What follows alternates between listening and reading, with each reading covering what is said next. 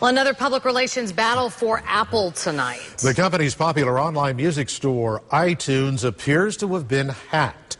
Some Florida customers say their personal information has been stolen. Contact 5 investigator Shannon Cake checks out what Apple is doing to protect you.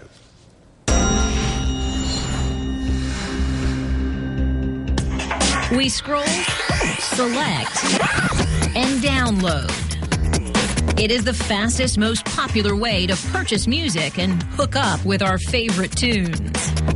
I really like my iPod. I'm a runner, so I use it almost every single day.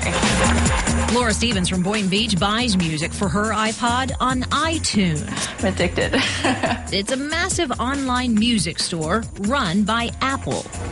Laura loved iTunes until last month when she got a call from her credit card company. They told me that I had in the range of about $500 in charges that had been posted to my account in, I think, about 10 transactions.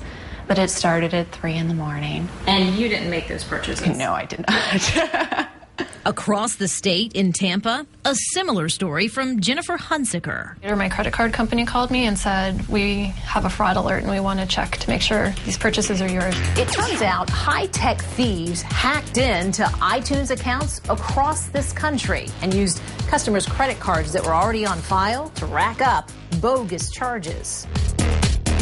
This has been happening, according to message boards, with increasing frequency since probably around the middle of May, I think. The scam seems to be the individuals get the personal information. The Better Business Bureau's Mike Galvin says the fraudulent charges show up as music downloads or sometimes gift card purchases. And they charge iTunes for gift cards. And when you receive your bill, you'll find that you had 3 of them charged against you. Then the scammer takes it over into another network and posts it in an illicit website for maybe $25 for $75 worth of credit to iTunes. Both Laura and Jennifer called Apple to report the fraud. The person I spoke to kind of just went around in circles with me for about 15 minutes, blamed my bank. Both got this, the very same form letter. Dear Apple customer, If you suspect you're the victim of identity theft, consider these recommendations. The Contact 5 investigators wanted to know what Apple is doing to crack down on the account tampering. A spokesman sent us a statement saying iTunes now requires more frequent re-entry of a customer's credit card security code. But if your credit card or iTunes password is stolen and used on iTunes, we recommend that you contact your financial institution and inquire about canceling the card and issuing a chargeback for any unauthorized transactions. We also recommend that you change your iTunes account password immediately. Laura already tried all of that, but her hacker had changed her iTunes password already, so she couldn't even log in to her own account. I would expect for them to be increasing their security measures. I would really like to see them limit the information that's required to open an iTunes account.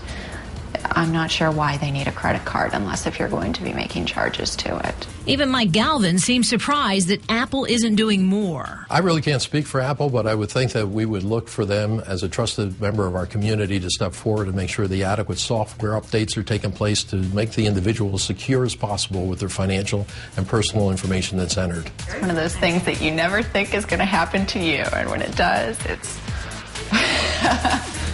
who has what, and what do they intend on doing with it? Part of the problem, iTunes insists on keeping your credit card on file when you open up an account. Both of our victims say they'd certainly like to see that changed. Here are a couple of tips when you're setting up accounts like this one. First, don't sign up with a debit card. It's a lot more difficult to contest charges later on. You can use a prepaid credit card, or if you do keep a credit card on file anywhere, be sure that you're checking your monthly statements for fraud. I'm Shannon Cake, WPTV News Channel 5.